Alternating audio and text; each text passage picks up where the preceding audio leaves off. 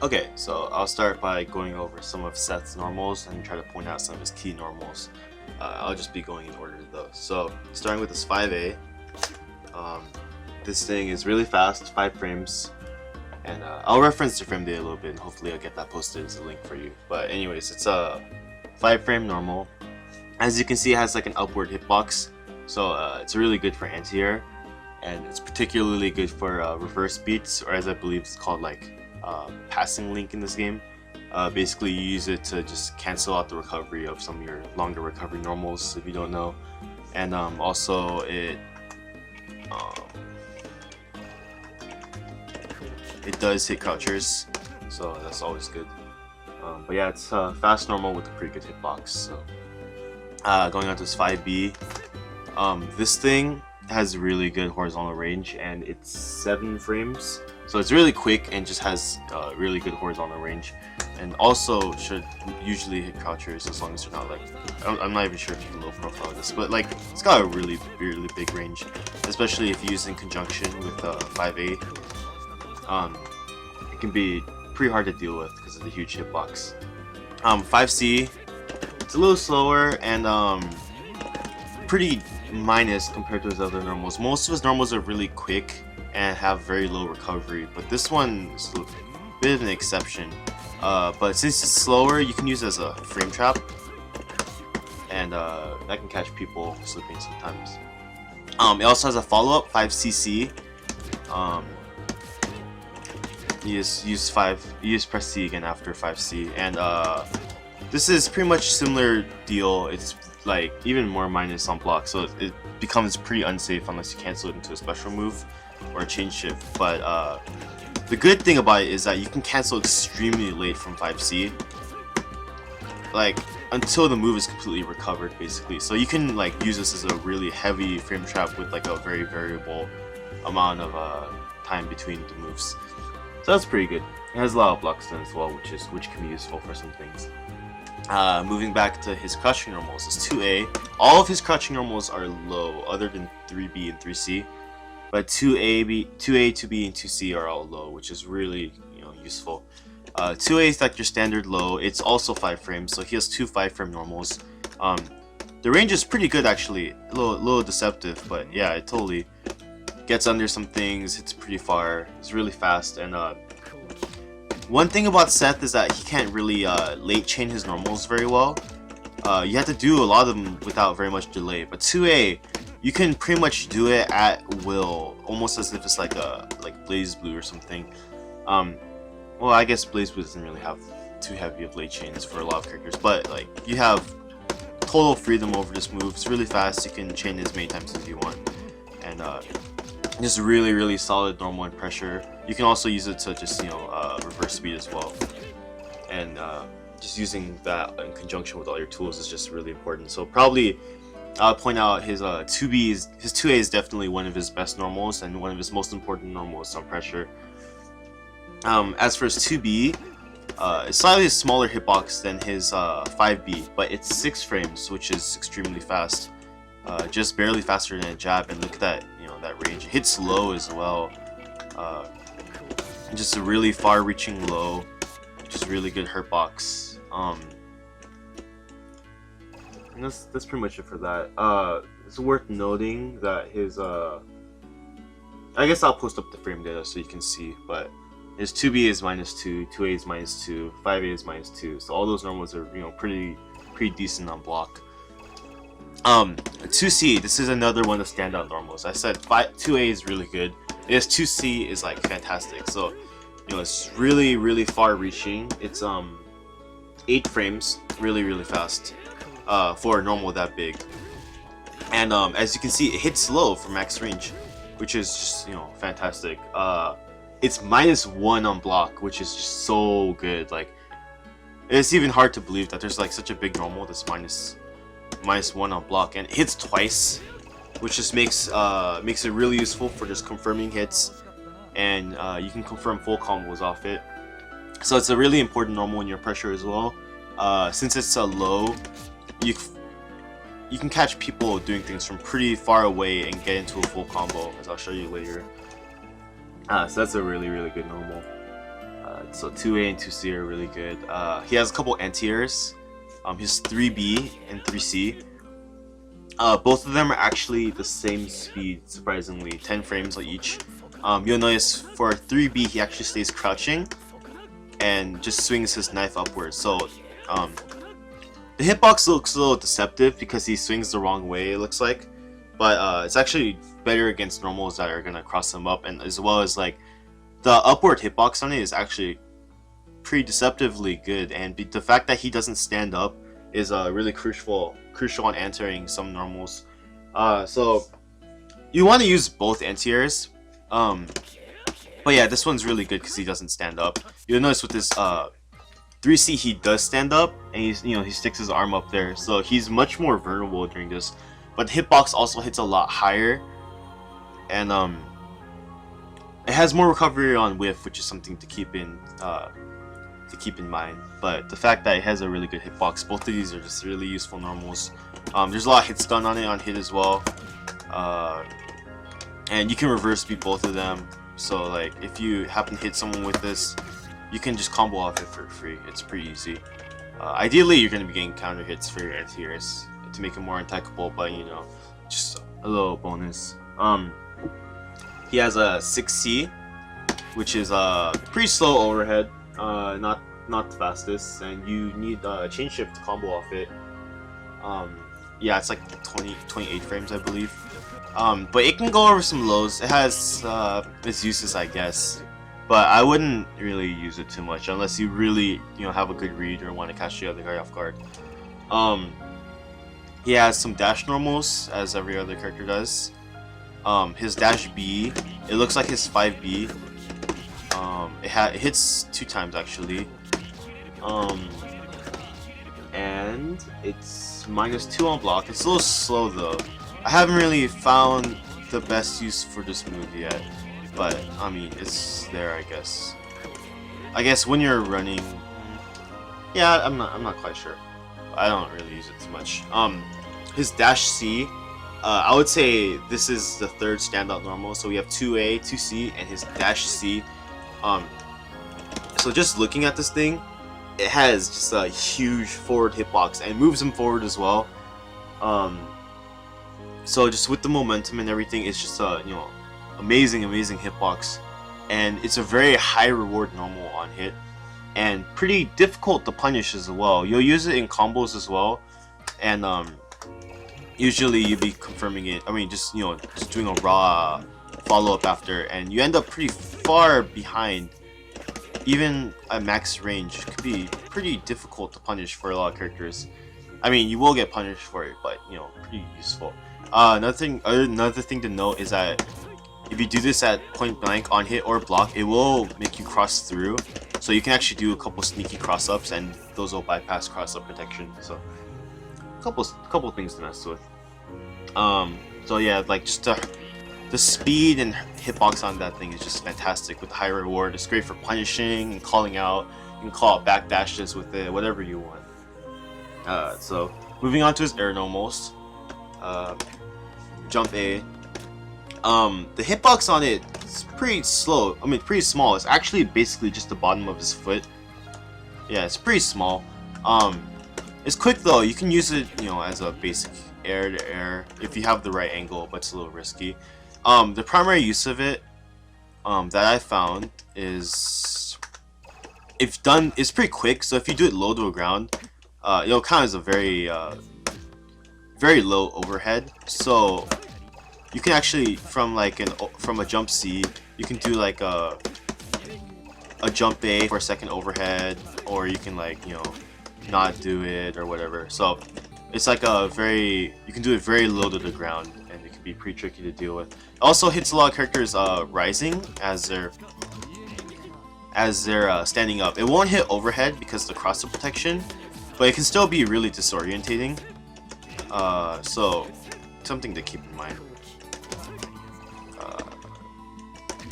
Yeah, stuff like that. It's pretty cool. It's just useful to keep the opponent in check. So between his other 2 air normals, Jump B and Jump C, Jump B has a lot of horizontal range, hits both ways. So if you happen to jump under someone, it can be a little the backwards hitbox can be pretty useful. The main thing you use it for is the horizontal range. It's pretty good as an air-to-air, and in particular, when you're jumping in, there'll be a lot of times where your jump C will whiff, either because you're too far or they backdash during your assault. But you can react with the jump B for the extra range, just so that you can make sure you don't whiff, because you don't want to be whiffing. So on reaction, you want to be using both jump B and jump C. Jump B has some really good horizontal hitbox. So jump C is pretty much your primary jump in. Be using off assault a lot. It has a really great hitbox. Hits behind and everything. Both these hit behind, which is really useful. You can also use jump B as a late overhead. You can actually just mix up between the two, like do it in overhead, or jump B. You can do it low so it whiffs or whatever. Pretty tricky, and you can use jump B to if you hit your jump C rising, you can use jump B, hit behind them on the way down to keep yourself at advantage. Pretty good. He also has a dive kick. You bounce off the top of their head and you regain control. You influence your direction after, and you can follow up after and stuff. You can just do the Chun-Li bounce off the top of their head thing or whatever. It's pretty cool. You mostly use it in setups. Interesting move though. It's a cool tool. Oh, also jump C is his primary assault overhead. His assault jump C is approximately 27 frames, I believe, so it's a decently fast overhead for what it is, and has a great hitbox downward. Just be careful of someone backdashing so that you can change it up and use your jump B to catch them. Okay, so gonna do some special moves. His DPs, 63A, his DPA, has a great hitbox. It's really fast. A lot of range, pretty useful. So you can use that in conjunction with chain shift. You can do it on some mix-ups, and in particular, it's -7 from point blank. So you end up so far from point blank, it's very difficult, if not impossible, for most characters to punish. And if you cancel out of some other moves into DPA, you can end up actually frame trapping the opponent. And so it's pretty low risk and just a really versatile tool overall. DPB has a little bit of a better hitbox, a little slower. I find one of the best things about DPA is that it's such a quick startup and hidden animation that it can be pretty hard to expect. So something like using DPB takes away a little bit from the surprise factor, so I don't use it as much. Because you are vulnerable as you're moving forward. So against active hitboxes in front of you, you want to be careful about just running into moves with your DPA. DPB is mostly combo parts. Both these are pretty typical combo parts as well. So, and then he has some orbs, some projectiles. He has 236A, 236B. They shoot at different angles. You can attack the orb so that if the orb gets hit while it's out, it'll disappear and won't get set off. The orb is about where do I have it? Just over 100 frames startup, and I'm not 100% sure about this, but it'll track to wherever the opponent is about 4 frames before it shoots. So it shoots in a straight direction, so it can be a little easy to trick the tracking on it by just jumping or whatever right before it shoots. So that's something to keep in mind. In the air, his fireballs, they have slightly different properties. So his A version shoots the orb downward and moves him backwards, whereas the B version, he shoots it behind but jumps forward. So the trade-off is that also the B version will change your momentum more than the A version. So if you're moving backwards and you use the A version, you can kind of keep a backwards momentum. I guess it's not that it's keeping your momentum, it's just that you choose which direction you're moving, and it'll completely shift your momentum. And so the B version leaves you a little more vulnerable because it moves you forward and you can't block. But it shoots the orb backwards, so it can be off screen. Whereas this one, it's a little better defensively because it's hard to hit you, but it sends the orb out forward where it's easier to get hit. Of course, this is not always true. If you're in the corner, if you use the A orb, it actually sends it off screen, so that can be harder to deal with. So that's something to keep in mind. The air orbs have quite a bit of recovery.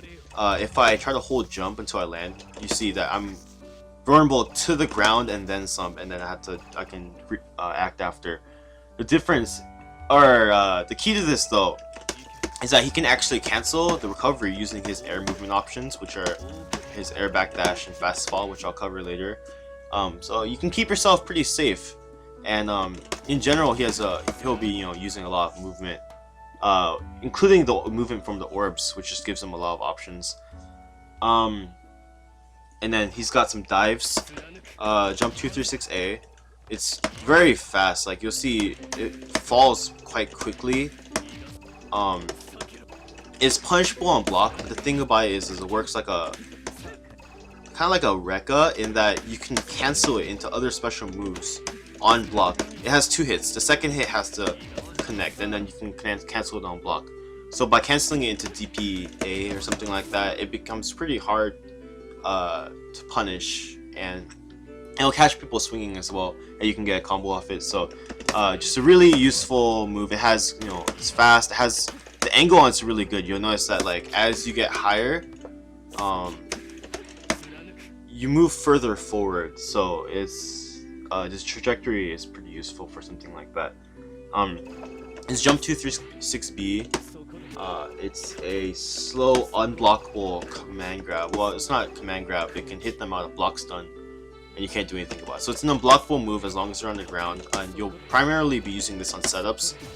But it can also be pretty quick. So, like catching someone off guard who's being overly defensive, it's always there for something like that. But mostly you'll be using it in setups. So he has a command grab. It's quite fast and does a decent amount of damage. I am in Vorpal right now, but it's doing about 1200 damage, and you can combo off it with chain shift. There we go. Yeah, you can combo off it with chain shift and get a good knockdown or whatever. But yeah, it's just your standard command grab. It's nothing super cheap. The range is not that great on it. But it does its job. It's a command grab, keeps the opponent guessing. And so he's got a couple supers as well. His DPC 63C, it's really fast. it's really fast and useful. Where's 623? Oh, his command grab is also 6 frames. Pretty useful.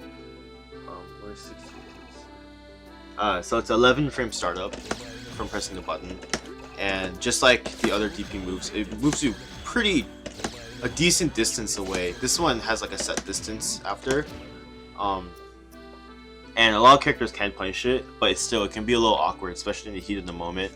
And on hit, you can CS it into huge damage. You can't CS it on block though, so keep that in mind. If you're gonna get punished, you're gonna get punished. And oh yeah, it's also worth noting that again, if you're in the corner, if you use your DP moves, you will just move into the corner and just be right next to them. So that's something to keep in mind, the positioning aspect of it.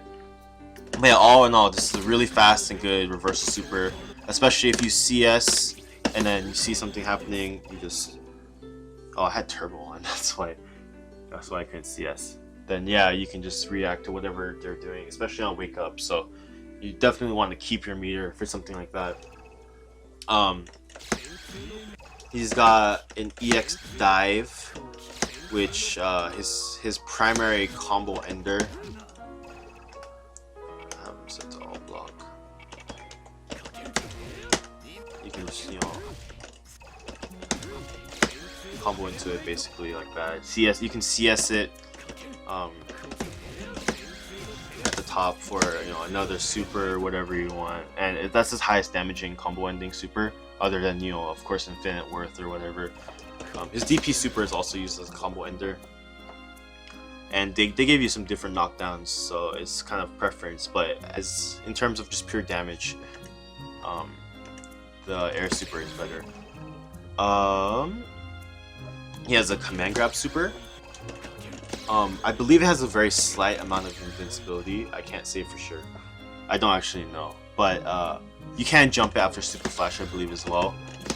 The cool thing about it is that you can combo into it on block or on hit. You can combo into this super, which lets you do some setups or whatever after. And you can combo off it meterlessly, so if you do catch someone slipping, you can just combo off it instead of having to spend chain shift. And then he has his EX Orb super, which sends the orb out and then shoots 3 projectiles, which is really good for the lockdown. And you can mitigate some of the, since each of them will track individually, you can mitigate some of the tracking problems with it, which is pretty useful. What else is there? Those are all of his supers, I believe. He has infinite worth, runs forward, and you use it in combos. You can use it as a reversal as well. And infinite worth exits same as every other character. His force function is just low charge. It'll make the next orb you send out go about double the distance, and it makes it so that you can't hit the orb before to stop it from firing, which can be pretty useful if you can sneak it in every now and then. Since the air B orb sends it off screen, it actually send it extremely far off screen. There's no way to hit it. And if you're gonna use the air fireball, the A fireball to move backwards, if you have force function on, then it shoots it right next to the opponent, which makes it a little more useful. I believe that's all of his normals. He has a jump 6C as well. And yeah, I think that pretty much covers it for normals and special moves. There you go.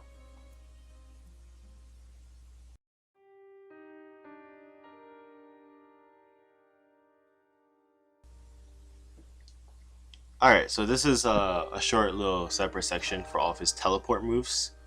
I'll be going over those now. So his 2-1-4A, or his 2-1-4 series in general, is a bunch of teleport moves, and they have varying uses and follow-ups, so I'll kind of go over those.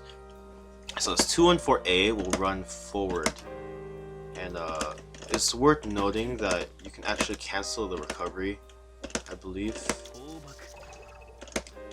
into other special moves. Yeah, because he has a little like time at the end, I believe. I'm not 100% sure, but it seems like it. But anyway, so his 2-1-4A will run forward. His 2-1-4B is a long distance jump, and his 2-1-4C is a short distance jump. So how his teleports work is they have follow-ups, an A, B, and a C follow-up. And so by holding the button or pressing it again as you pass through the opponent, you'll get that follow-up. So here's the A follow-up, this is the B follow-up, and the C follow-up. And so how that works is the A and B versions also have 2 different directions. You can hold 4 or 6 left or right and end up on that side. Well, the C version also has that. And so this is, holding A during it, and this is either doing nothing or holding well, this is holding backwards during it, and then this is holding forwards during it, or doing nothing. You'll automatically do the forward version. And so same with the B version. You can end up in front or behind them at will, which is pretty useful. And then the C version, you can also hold, this is holding backwards, you end up on the other side, this is holding forward, or not holding anything. Either one works. And so that might be a little confusing, but I'll go more into that. And so each of the follow-ups also has like a special property or use. So the A version, you see, that's the B version, sorry. During this flash right here, if the opponent is pressing a move during the flash, he'll actually teleport over to them and counter them. with this command grab. And so I'll try to demonstrate that right now. You see, he teleports, he runs past them, but he catches the move with the flash, and he'll teleport over back to them and do his command grab like normal. I'm not sure if it does the same damage. There's a couple hundred extra damage actually, so that's pretty cool. You can use that to counter mashing, especially because you can cancel into these, so that, you know, if you feel like the opponent's gonna press a move, you can use the A version as a counter. The B version sends you above them, which is a little bit awkward because since they're above, it can be a little bit difficult to punish if you're not a character like Gordo with this 2C or something. And because you can choose a direction as well, something like Outnum's air throw becomes a lot more risky as to try to punish something like this, just because she has to choose which direction you're going to be going in. So if you mix it up, you can keep yourself pretty safe. It's also worth noting that Seth will turn around once he crosses up. It's the same thing with the 2 and 4C. The useful thing about his 2 and 4C is that he can do normals out of it. So, you know, you can do something like that. It's pretty basic, but, you know, useful nonetheless. And so the C follow-up does this little slash after. This one's purely a combo part actually. One thing to note is that let me set that on.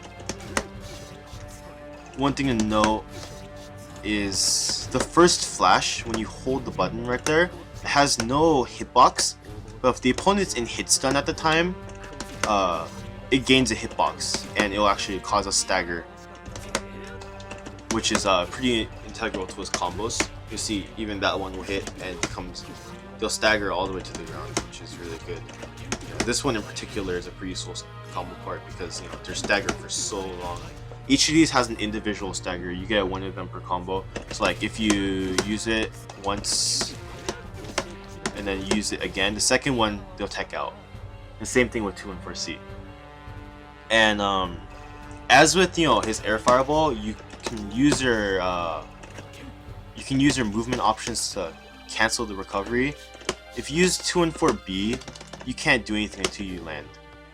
But you're able to use your movement options to cancel it, as well as special moves. And similarly, because you can cancel the dive, you can cancel that into the teleports as well. So you can do some like pretty tricky stuff like that. Like, it's kind of like silly, but you know, it can be pretty disorientating, and you know, you can stay on the same side, you know, whatever. It's a little tricky to do yourself as well. You have to keep track of it really well. And so you'll use the hits on it as a combo part, but it's also important to know that you know, if you use the B teleport, you're above them, and because it's pretty difficult to hit you, you can start moving around above them and using by canceling the recovery with an orb or with a backdash, you can easily return to neutral pretty safely, as well as continue pressure by setting an orb and, you know, moving about above them and just trying to, you know, bait out moves, or, you know, just see what they're gonna do. And because, you know, his mix up is good. It's not, his restaurant isn't like anything special, but it's, you know, definitely strong.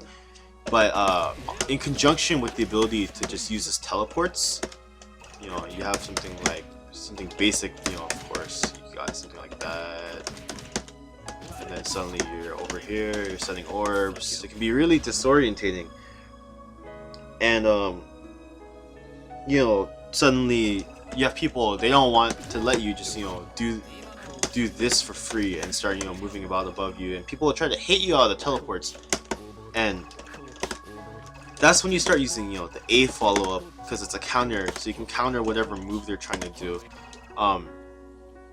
You can start at the teleports with you can start a teleport with one button and then do a different follow-up. So I can use the B teleport, but you'll notice I'm doing the A follow-up. And similarly, I can do the A teleport and do the B follow-up, you know, etc. And so that's how the teleports work. Couple useful interactions in the corner, or things to keep note is 2 and 4C. The C teleport does not cross up in the corner. You have to set out an orb to push him out of the corner first, or something like that. So you can't, get yourself into the corner with this.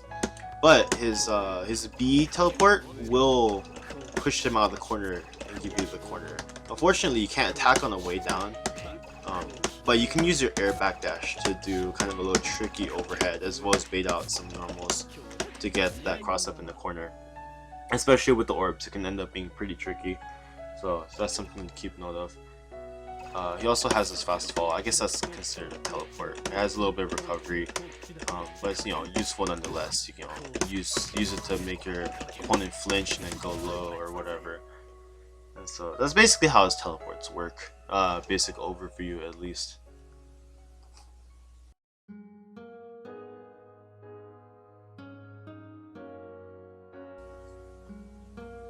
Alright, so in this section I'm going to talk a little bit about Seth's movement options and what it is exactly that sets him apart from the rest of the cast and makes him unique. So Seth is a very mobile character. Like I said earlier in other sections, he has a fast fall, which is unique. But in addition to that, he's the only character in the game with an air backdash, which is what I believe to be one of the biggest things that sets him apart from other characters. And so I'll get around to that. I'm going to go through all of his movement options. He's got his ground backdash, which is actually 2 flips without any other input. This thing sends him airborne and retains all of his air movement options. So he's free to fast fall, free to assault, air backdash after, and by holding down during the backdash, any down direction, he'll actually stay grounded after a second flip. This covers a huge amount of distance, and making the opponent guess between whether you're going to be airborne or grounded after can just be a huge headache. In addition to that, like every other character, he has assault, and in particular his air assault, which functions as an air dash, as you probably know. And there really isn't any restriction to how he uses his air movement options. He has, he can use them in any order, however he wants. He can use his backdash to go airborne and then use all these options. And in addition to that, his fireball functions almost as another jump, especially because it's cancelable by air backdash or any of his other air options other than assault. And so by having this little extra bounce or jump, he can stay stalled in the air for quite a long time. And in addition to that, he has his dive, which, especially if you're doing it from really high up, it moves quite a bit forward. And so between all of these, he just has a huge amount of movement options. And so one basic application in particular for his air backdash is, in this game, once a character jumps, usually, unless they have a double jump, your only other air option is to assault. And so if you jump at a character like Gordo at a bad time, he's looking out for it. This is something you see pretty often. First thing that comes to your mind is Grim Reaper. And it's like, oh, okay. Seth not having very much life is don't want to be getting Grim Reapered here. But luckily enough to compensate for this low life, he has the ability to bait out, options from the other character in a way that other other members of the cast can't do, which is with his air backdash, which I'm having trouble doing for some reason. You can input it with 2 buttons, just like his air backdash, his air dashes. Why can't I do it? Okay, anyway, so you can fake a jump in, bait out that Grim Reaper, and suddenly he whiffed, you're in a good spot. And that's something you can apply to different matchups in varying ways. And of course, you don't have to backdash. You can assault in, you can whatever. They're worried about your backdash, you can run in. And so he's got a lot of options. In particular, it's good to know that his dash C, not really a movement option, but just covers so much ground. It's so fast that in conjunction with having to worry about his other options, catching the opponent off guard with the dash C is really useful. So in general, he has a lot of quick options that cover a lot of space.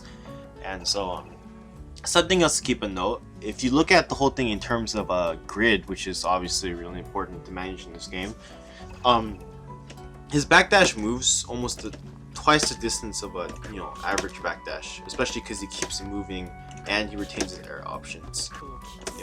He keeps that momentum, I mean to say. And so of course it does have the usual backdash penalty of half a block of grid, but you're moving the distance of almost 2 backdashes. Even with the grounded backdash, you're gaining so much distance that half a block of grid isn't too much to spend. All the values I'm giving are, assuming the opponent doesn't move, of course, which usually isn't the case, but it gives you a little bit of a benchmark or something to go by. In addition, his air backdash has no inherent grid penalty. Usually ground backdash just take half a block, but when you air backdash, you're only losing the amount that you're losing from actually moving backwards. You're not automatically losing any from the backdash. In addition, his air B orb sends him forward, which will build you grid, and depending on when you cancel it, you'll build varying amounts of grid. But just something to keep in note as well. And also his air dive, because it does move you forward, will build you grid as well. And so another thing to keep in note is that after a lot of his options, he can directional influence how he falls. So I'm holding forward after his backdash and he's moving forward. I can also hold backwards, and fly a little extra backwards. I'm not sure if that actually makes a difference, but you have a lot of second move back and forth and stuff like that. And of course that all affects the grid as well. And you have the option after air backdash, your ground backdash, your dive kick, of course. Those are some to keep in mind. And that's unique to the character as well, I believe. And so you have a lot of control over grid. And even though if you spend half a bar on a backdash, for the distance you gain, like I said, it's not that bad of a trade-off.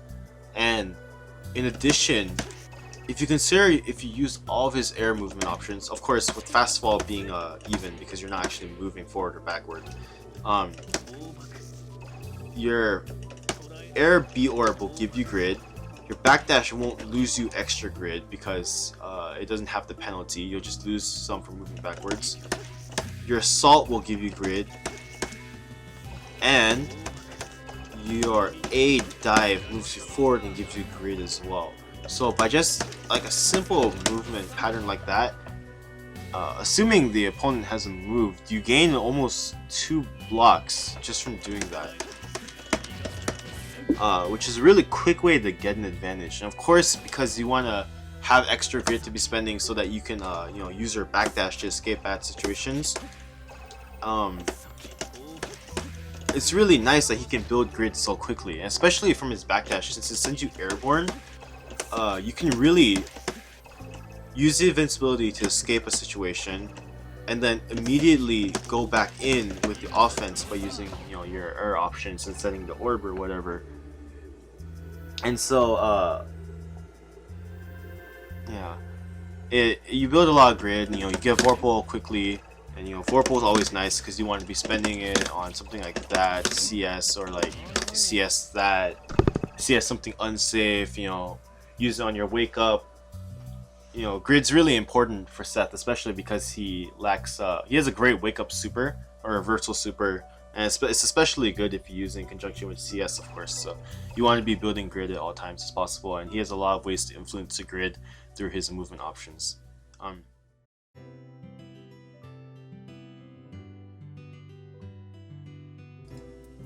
Alright, so in this section, let's talk about the orb and his neutral a little bit. So his 236 projectiles, or his orb as people usually call it, plays a really key part in Seth's neutral game.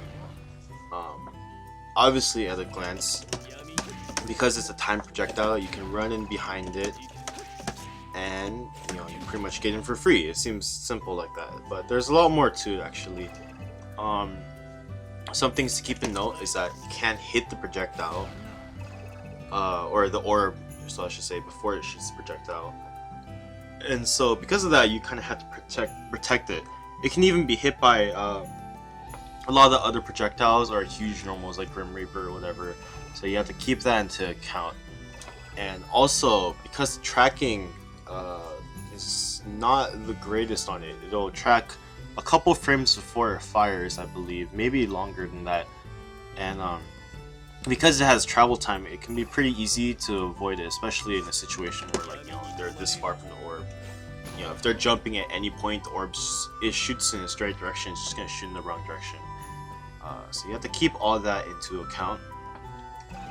And so, you know, a couple of things to point out. Obviously, first of all, the B orb, if you shoot it off screen, it's a lot harder to deal with. It's pretty useful.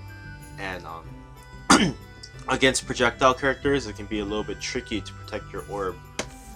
So if you have force function, it can actually be surprisingly useful. You can use the A orb to shoot it forward so that, you know, the tracking is a little more effective, and you don't have to worry about getting clipped by their projectiles or whatever.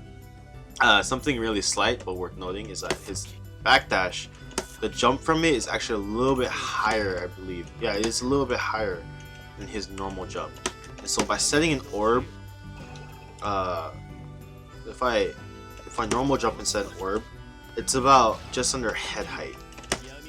But if I backdash and set the orb, it's above head height. So projectiles that shoot straight forward, by backdashing and setting the orb at the apex of the jump, it can be protected a little bit better, a little out of the way. And so something key, of course, is to keep track of when the orb is going to shoot, especially since you're the one that sets the orb. You should always be keeping in the back of your mind how long it is until the orb is going to be shooting. And as a reference, it's about 110 frames. It's a little slower than that, and depends on the orb you use, but it's about 110 frames until it shoots, which is about just under 2 seconds. And so you know, you can keep track of that in the back of your mind, as you probably should, but also you can use specific, you know, keep track of your actions in order to see, you know, I've done this amount of things in this amount of time, so the orb is about to shoot. And in particular,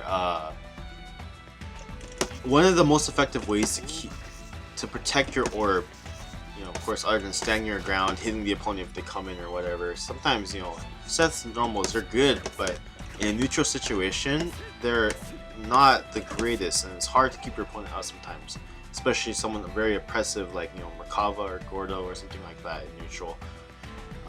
And so one of the most effective ways to keep the orb safe is actually just not doing anything at all and just using your movement to keep the opponent on their guard at all times.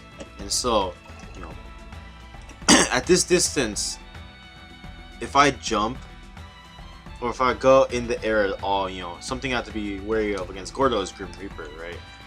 And, you know, by using my air backdash, I can keep him, you know, a little bit wary of just throwing it out in fear of him just whiffing, or, you know, using my fast fall or whatever. Keep myself a little bit more safe and unpredictable. And in that way, you know, a lot of characters without the biggest normals have a lot of trouble catching you at, you know, when you're way above the health bar. That goes without saying. And so you can use your movement at the top of the screen to keep yourself unpredictable, one, and keep yourself, you know, out of harm's way too. And what, you know, so you can watch what the opponent does, see if they go for the orb, and, you know, obviously they'll be a little scared to just run in when you're just, you know, floating there or whatever. And you can, most importantly, stall for the orb to shoot. And something basic like this, if I set him to block, you know, this movement pattern I've shown before, what happens is this will combo on hit. if I hit him, you know, I'm at the top of the screen doing the dive, so it's pretty effective because, you know, I'll move forward quite a bit. Of course, you don't want to whiff it, so you have to be careful about that or keep CS, you know, handy.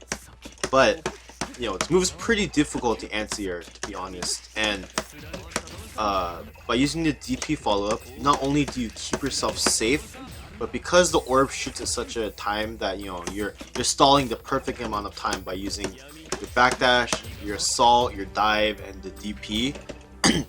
An orb fires at a perfect time so that, you know, it'll combo if you hit the dive or the DP.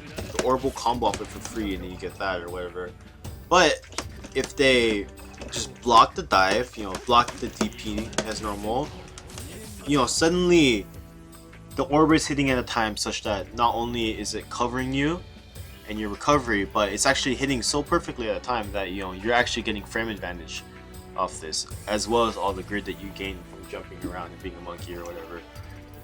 And so, in conjunction with all of this, you use your dash C to keep the opponent honest. You know, they can't just run in recklessly because, you know, no matter how fast or normal it is, how big it is, if you're using your dash C preemptively, then, you know, they have to be wary about moving forward.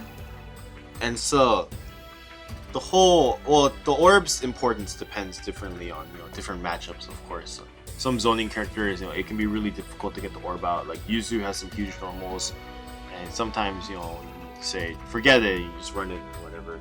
And that's one of the perks of playing Seth. He has a lot of freedom. You know, you can play it really safe, wait to back to the screen until you have an orb, and, you know, even though the orb, you know, they may jump it or move around or whatever and render the orb ineffective, you're still getting something out of the orb. You're forcing them to move, and they're forced to deal with the orb one way or another, and the effectiveness of your, you know, how much you're getting out of that, you know, may vary depending on the character and their options as well as the player's playstyle.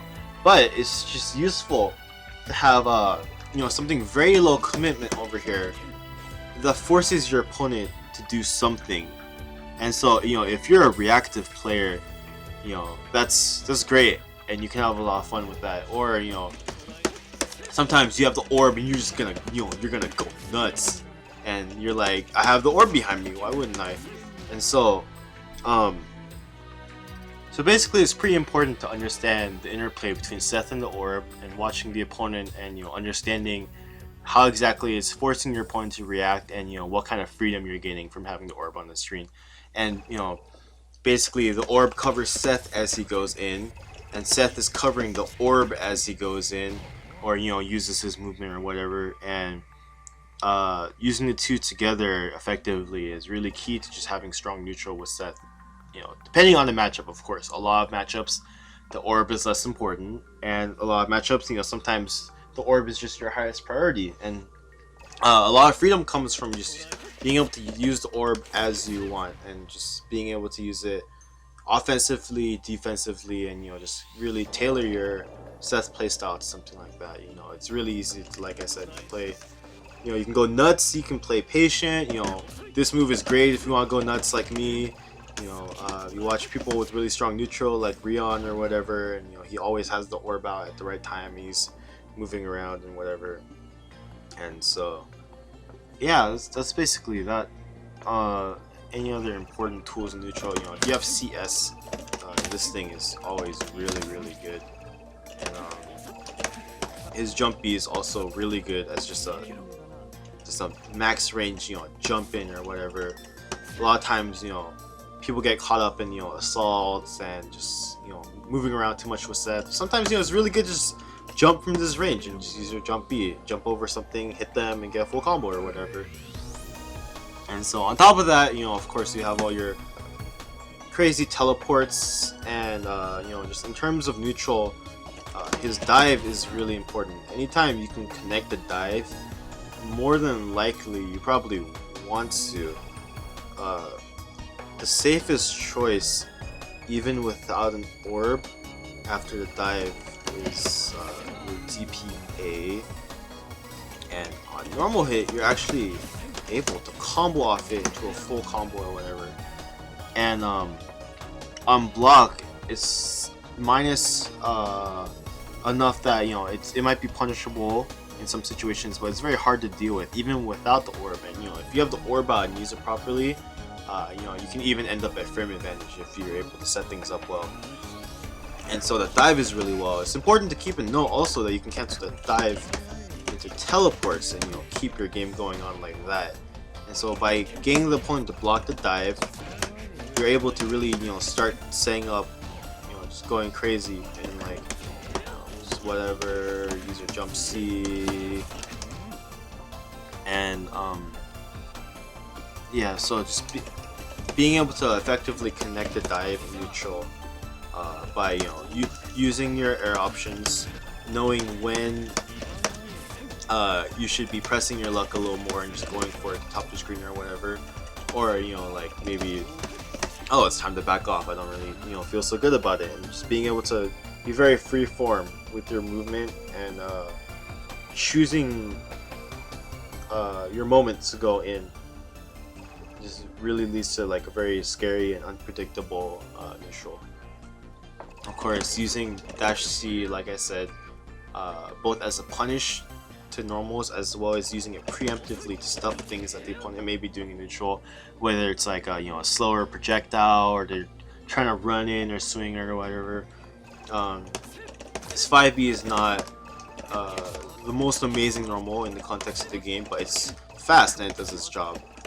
You have 3C and 3B, which are really solid anti-airs. They do their job well. And you also have some air-to-air options. The reward may not be amazing, it can be kind of hard to confirm, but they're there, and you gotta make use of everything you can get.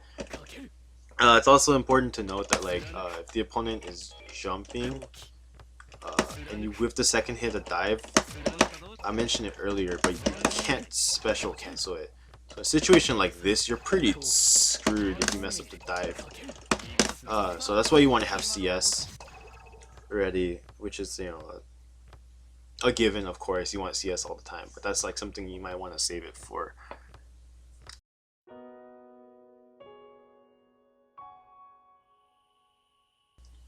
Alright, so let's talk about Seth's defense and offense. Just touching on a couple of defensive things first off. Seth is a very low health character, 8100 life, and that will go at the blink of an eye in this game. And so if you're caught in a really bad situation and you don't have the resources to get out, unless you really outplay the opponent in a situation such as that, it can be really easy to just lose a round really quickly. And so of course you want to be able to deal with those situations when they do eventually happen, because it's inevitable. But the best defense in that, the best defense overall is to never get into that situation and keep the game's momentum in your favor. And so but some of the tools, especially mid-screen, backdash is really good. That's pretty obvious. The invincibility runs out like somewhere around here.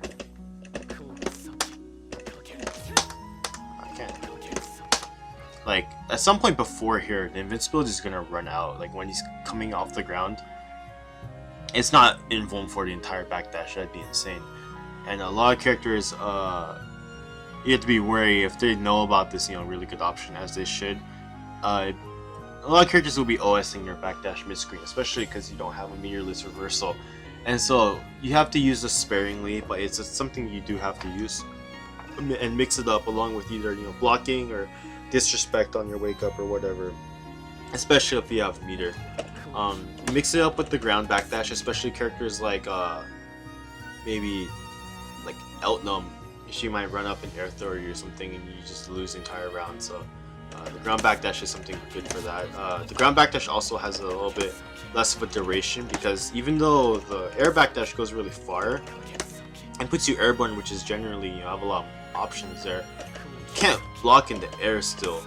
So keeping that in mind, sometimes it's worth it to sacrifice the distance or whatever just to stay on the ground and be a little safer. And of course you want to mix up between both options. His DP super is really good, very invuln, and it's punishable. A lot of characters will be punishing it for free, so keep that in mind. But You do have to use it, and ideally you're gonna have CS and react to whatever they do on your wake up or during a block string or wherever. You're just gonna CS, and it's a free super from there. Something to keep in note is on a wake up situation, if you do your wake up super, on the super flash, if you're not paying attention, you can actually trick them, make it a little bit of a guess by using the wake up command throw super, which you get a full combo off of, or whatever have you. So that's something to keep in note. And of course, as every other character, you have Veloff. Veloff is really good. If you land a Veloff on defense, honestly, it's a gamble, but it puts you in a pretty good spot. It leads you back into neutral where you want to be. Seth can take advantage of Veloff pretty well. His average damage is pretty good, especially like if you hit a Veloff and then you hit like a dash C or something, you're gonna be doing like 4 or 5k or whatever, and that's awesome. So a lot of people will use Veloff offensively with Seth as well, and it's very understandable.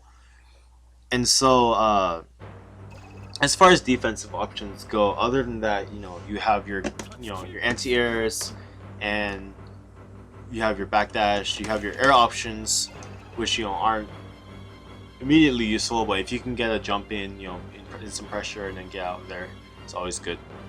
And other than that, just good defense and shielding is pretty key with this character. You notice like Rion, the best Seth player, is very good defense, and even then you see him sometimes he just loses the round and dies or whatever, but it happens. And so Seth is not a character you necessarily want to be playing on defense. Oh, and also if you have the orb out and you're blocking doesn't make the orb go away unless you have a normal big enough to actually hit behind you and hit the orb, or whatever. So especially if you have like a force function or whatever, like the orb is not gonna get hit because you can't destroy it. And so on block, as long as you watch out for a throw, there's pretty much nothing that the opponent will eventually have to back off, and either they're gonna just block the orb, which puts you at a huge advantage, or they're gonna have to like back off very preemptively. And so keeping the orb out, your defensive options become a lot better. Just something to keep in mind. Okay, so as far as offense goes, this character, he doesn't have his grounded overhead's pretty. I would say it's pretty bad, whatever. But that's not really the point of the character. His staggers aren't great either. Off 5A, he can stagger really well. 2A, especially 2A into itself, you can stagger, and you can you have quite a bit of time to late chain from 5A and 2A. But as soon as you get to 5B, you really can't late chain so much, and so you have to be worried about using your other normals. Fortunately, a lot of it's not very minus, especially 2C. Even you're at -1, and you can almost consider it an advantage in a lot of ways.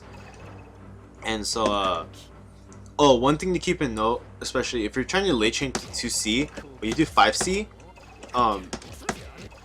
once you miss the late chain window and you press 2C, you're gonna get 5CC. And this move, if it comes on accident, you don't cancel at all, you're gonna be punished really easily. So you want to be ready, oh, I accidentally got 5C, or do it intentionally, and you want to be able to cancel into a teleport or something to keep yourself safe, or you're just gonna die. And so his basic offense, his 2A is a low, it's really good. You can use it, it's just not very minus, it's -2 I believe. And so you can use it to stagger really well and set up a hit throw game, tick throws. Oh, what the heck. You can set up tick throws like that, or you can set up staggers, especially from max range like this. Oh, you still have this huge range low, and that's really good. You can catch backdashes with dash C if you want, or do whatever you want. Also his 3B you can late chain from really well, so it's pretty useful. His assault jump C, like I said, is 27 frames I believe, to as fast as possible. Pretty usable, especially if you only play net play, but you're primarily going to be using it to bait throws, or bait shield or whatever. And so I find the most effective times to use assault jump C or assault jump B, if they're going to backdash or a little further, are either you want to be a little bit of a distance so that you can go over their low. Like you can go like here, and then from this distance you want to assault in, or you want to use it up close and you want to be trying to bait out some kind of normal, either like a mash or a failed throw tech attempt, or a shield or something like that. And one of the really effective ways to just push that kind of offense is just to run at them. Like when you're doing this, you can go low, you can throw, and it's really scary. So a lot of people would just like shield or they'll press throw tech. So you want to run like a little bit and then do your assault a little later, and either you get a counter hit, shield break, or whatever, and that's all great. Or like you can even from like here walk like a step, and then it looks totally like a throw, and as long as you can bait out some kind of reaction other than a throw tech OS, which obviously you just need to frame trap, you're pretty good. And just this basic hit throw game goes really far. Just something like hit, tick throw, or do a fake throw into a high. That carries you really far. And of course he has this command throw, really good. Be careful about the distance, but just something like that, or that's all, like that's always really effective. Just a basic command throw mix up. And the reward is good. It's not amazing, especially compared to the risk, but it's something you do have to throw in there to make all your other options scary. And that's generally how every character works. And so on top of all those basic things, he has his teleports to use. And you'll see when you watch someone like Rion play, there's he'll use the basic ground pressure, pretty well. Like using your B normals into reverse B 5A or 2A is really good. Reverse being 2C is really good.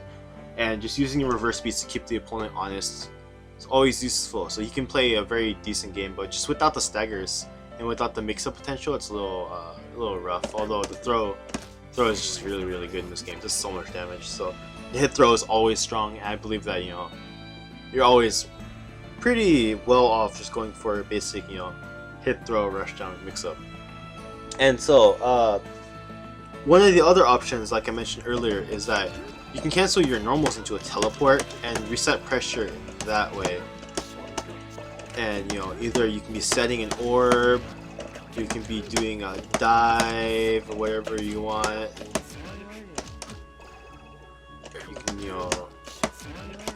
You can do stuff like that, whatever.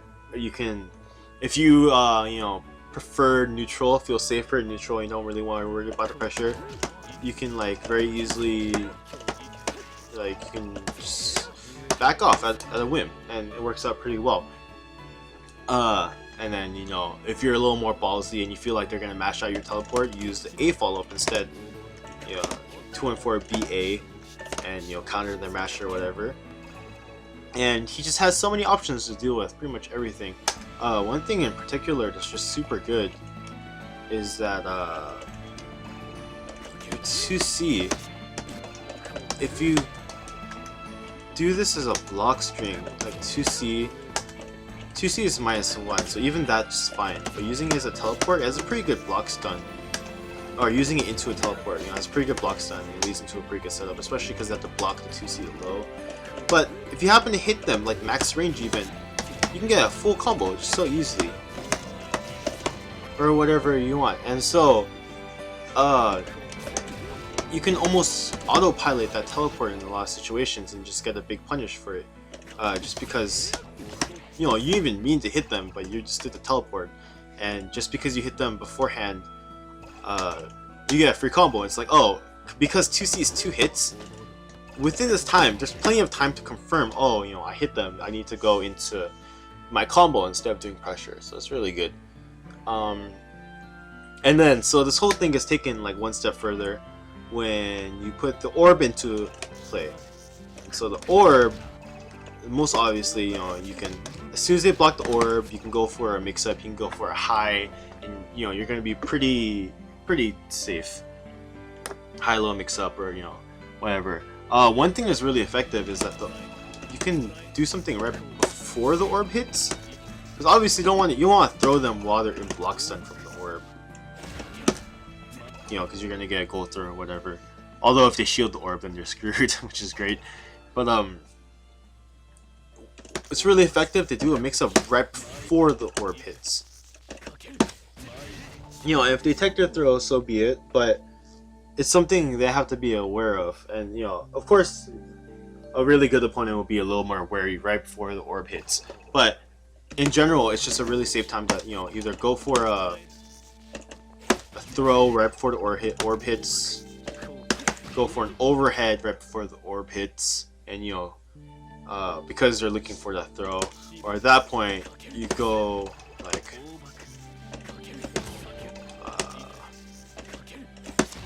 you can go fake high, you know, fake the assault. You usually want to just jump into it, and then, you know, go low or whatever, empty jump.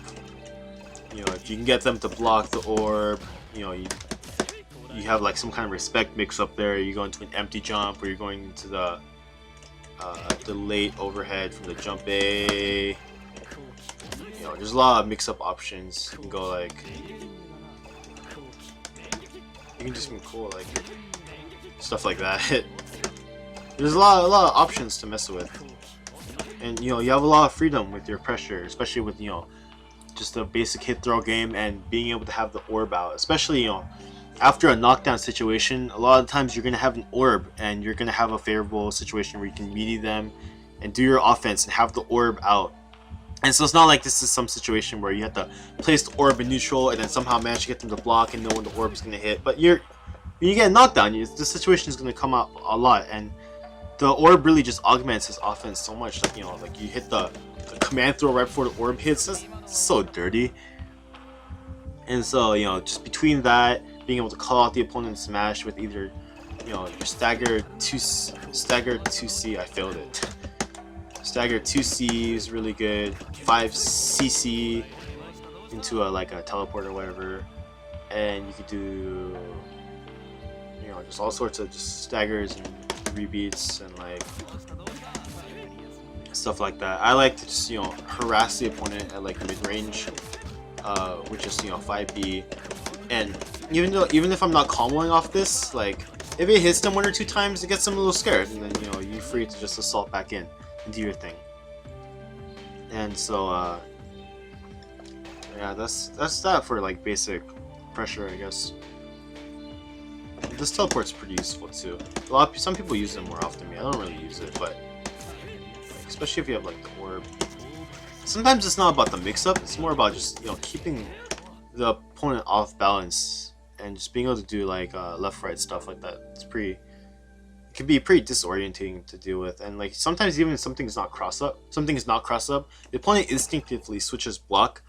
And if you happen to hit them while they're switching block, you know, you get a free hit right there. You can also do this. The fake cross up. You can't cross up protection, the fake cross up, you know. And so yeah, that's basic offense with Seth.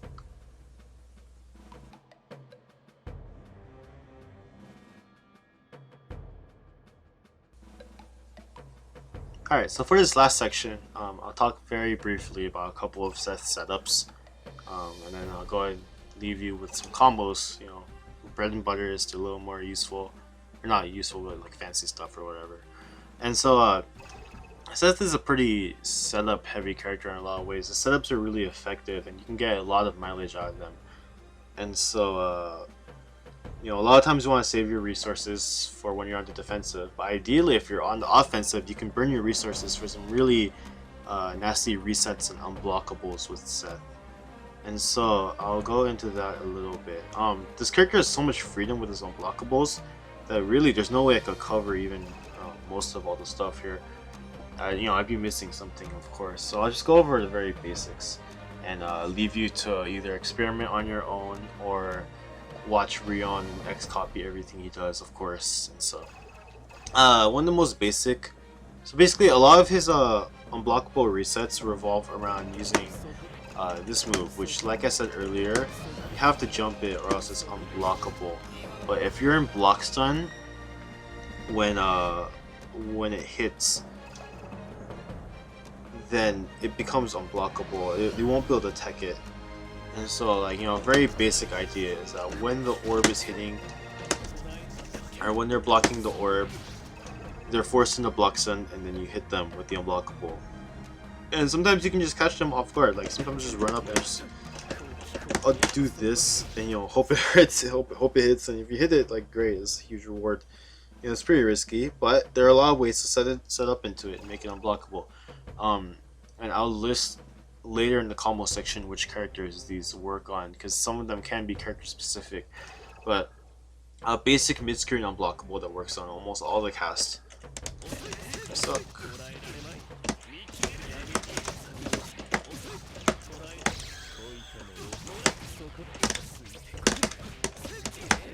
You know, there you go. So that's like an unblockable, pretty hard to get out of, if not impossible, reset. And you know, if you saw what happened, I set out an orb, comboed into the EX command grab, which puts me above them, hit them with a dive kick, which ends the combo.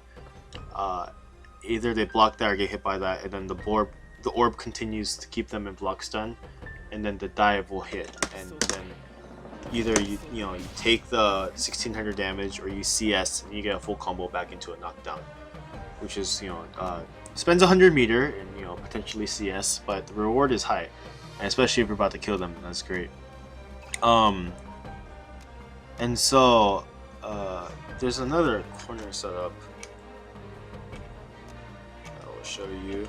Also, if they get hit by the dive kick or the orb or whatever, if they just take the hit, you'll combo into the unblockable grab anyways, and so it doesn't matter, you just take your damage.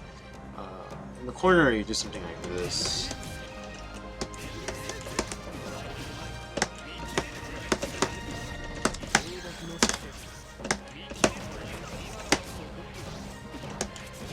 You'll notice that one, you spend CS mid combo, and you spend 100 meter, but what you gain in return is that you can still combo after the unblockable, because the second orb is going to hit them after the dive. So there's that, you still get your normal knockdown. And so you're spending CS in 100 meter, and you're getting this orb out, and then you're CSing it to cancel the recovery and continue your combo. Can't CS it because it suck.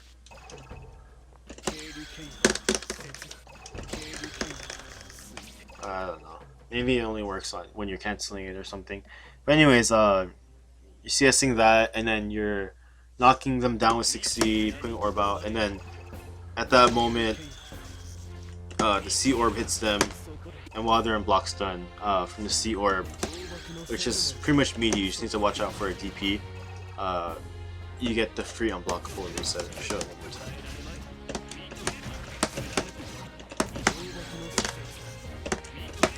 So right here, you know, they're forced to block, assuming you do it right, and then you just, while they're blocking, you just do a dive, and it's free.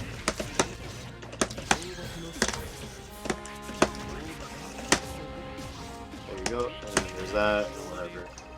And so, implementing into these games, along with just having, you know, good knockdown setups of your own, you can do some really cool things. Like, you can use the orb to vacuum them out of the corner, and you know, you have to be wary of cluster protection, of course, but still it's a very, you know, useful tactic. And you go for empty jump low as well. In general, I think empty jump is really strong in this game, just because, like, the way shield works, if you anti-air shield, you can't cancel your air move that was shielded, and you get landing recovery. But if you bait out an anti-air shield and go empty jump low, break their shield, and then you got, you know, there's so much advantage because it acts like a counter hit. I mean, it acts like a good starter, and then you got them grid broken and whatever. So, and you know, of course, in the corner, you want to be using setups like that or whatever.